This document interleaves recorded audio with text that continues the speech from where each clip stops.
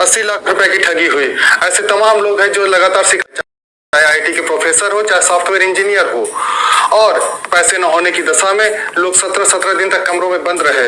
ऐसा इसलिए होता है या फिर आपके साथ भी हो सकता है। और ये कॉल अगर आप जागरूक नहीं हुए, अपनों को जागरूक नहीं किया, तो उनके साथ भी हो सकता है। आपके पास एक कंप्यूटर जनरेटेड कॉल आएगी या फिर डायरेक्टली कॉल आ सकती है, या फिर मैसेज आएगा कि आपका पार्सल कैंसिल किया जा रहा है, आपका सिम बंद किया जा रहा है। ये कॉल फेडेक्स डिपार्टमेंट से, कुरियर डिपार्टमेंट से, भारतीय पोस्ट से, या फिर ट्राई डिपार्टमेंट से, डीओटी डिपार्टमेंट ऑफ टेलीकॉम से भी आ सकता है। कहीं से भी कॉल आता है, कहीं से भी कॉल आ सकता है, और कॉल आते ही आपको बताया जाएगा कि आपका पार्सल कैंसिल किया जा रहा है, या फिर आपका सिम बंद किया जा रहा है, या फिर आपका नाम पता यूज करके बाहर सामान भेजा जा रहा है। ज्यादा जानकारी के लिए हमारे कस्टमर केयर से बात कीजिए। आपकी कॉल कस्टमर केयर से कनेक्ट कर दी जाएगी। जैसे ही कॉल कस्टमर केयर से कनेक्ट की जाएगी, कस्टमर केयर द्वारा बताया जाएगा कि मैडम आपका आधार कार्ड, सिम कार्ड का गलत उपयोग हो रहा है। उसके आधार पर, आपके नाम पता के आधार पर कंबोडिया, इराक में ड्रग्स भेजे जा रहे हैं, पासपोर्ट भेजा जा रहा है, खाते भेजे जा रहे हैं। अगर आपने नहीं भेजा है तो इसकी शिकायत तुरंत पुलिस को दर्ज करा दीजिए। पहले तो उसने डरा दिया, फिर डराने के बाद आपको बचने का तरीका बताया कि आप इसको पुलिस में शिकायत दर्ज करा दीजिए। लेकिन यहाँ पे डराने और बताने के बाद प्रक्रिया चलती रहेगी और बताया जाएगा कि मैडम आपको पुलिस में शिकायत दर्ज कराना है तो सबसे पहले नोट कर लीजिए क्या क्या सामान मिला है। 4 ड्रग्स के पैकेट, एमडीएम, पासपोर्ट, खाता, या फिर ट्राई डिपार्टमेंट से ड्यूटी से रहेगा कि आपके सिम कार्ड का गलत यूज हुआ है, आपके सिम कार्ड पे मनी लॉन्ड्रिंग हुई, ये हुआ है, वो हुआ है।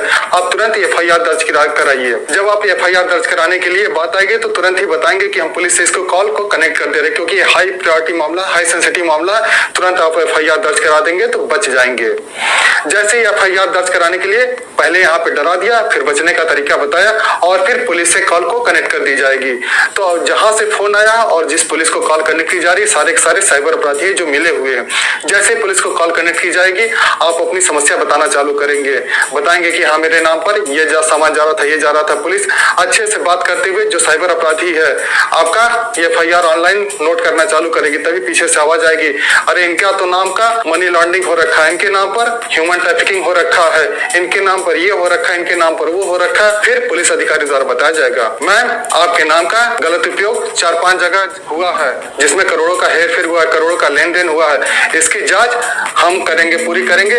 तब तक ये जानकारी आप किसी को बताएंगे नहीं। ये मामला हाई सेंसिटिव है, किसी से लीक नहीं करेंगे। आपसे एक वीडियो कॉलिंग ऐप डाउनलोड करवा दिया जाएगा, चाहे स्काइपी हो, चाहे टीम व्यूअर हो, चाहे व्हाट्सएप हो, चाहे कुछ भी हो।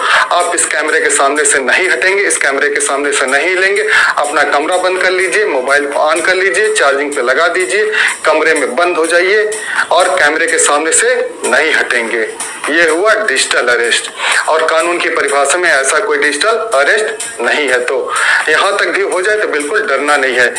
अगर आप यहाँ तक डर चुके हैं, जो लोग यहाँ तक डर जाते हैं, फिर उसके बाद अगला स्टेप ये होता है कि मैम आप अपना अकाउंट का स्टेटमेंट डाउनलोड करके हमको दिखाइए। चाहे आपके खाते में 50,000 हो, चाहे 5 लाख हो, मैम ये पैसा आपको हमारे आरबीआई के वॉलेट में ट्रांसफर करना पड़ेगा। हमारे आरबीआई के द्वारा चेक किया जाएगा कि इसमें जो ट्रांजैक्शन है वो करोड़ों के लेन देन से आपके खाते में तो नहीं आया है। आप डर के मारे पैसे ट्रांसफर कर देंगे। जो उसने आरबीआई का वॉलेट बताया है वो आरबीआई का कोई वॉलेट होता ही नहीं है, वो अपना खाता संख्या बताया, किसी साइबर अपराधी का खाता संख्या बताया है। जैसे आपने 50,000 रुपए ट्रांसफर किए, फिर उसके बाद 5 लाख ट्रांसफर किए, फिर उसके बाद सर आपने तो एसआईपी करवा रखी है, सर आपने एफडी करवा रखी है, सर आपने यहाँ पैसा निवेश कर रखा है, सर आपने ये कर रखा है, सारे के सारे पैसे आपको ट्रांसफर करना पड़ेंगे, नहीं तो आप जेल चले जाएंगे। ये हो जाएगा, वो हो जाएगा। 7-7 दिन तक आपको कैमरे के सामने से हिलने नहीं देते, कमरे में बंद किए रहते हैं, आपको डरा के रखते हैं। जब आप पूरा पैसा खो देते हो, जब आपको कुछ समझ में नहीं आता, तब जाकर के आप पुलिस को बताते हो। तो ये जानकारी को ज्यादा से ज्यादा शेयर करें ताकि आज के बाद किसी के साथ ऐसा साइबर क्राइम न हो। सभी लोग डिजिटल अरेस्ट से बचे रहे, सभी लोग सुरक्षित रहे।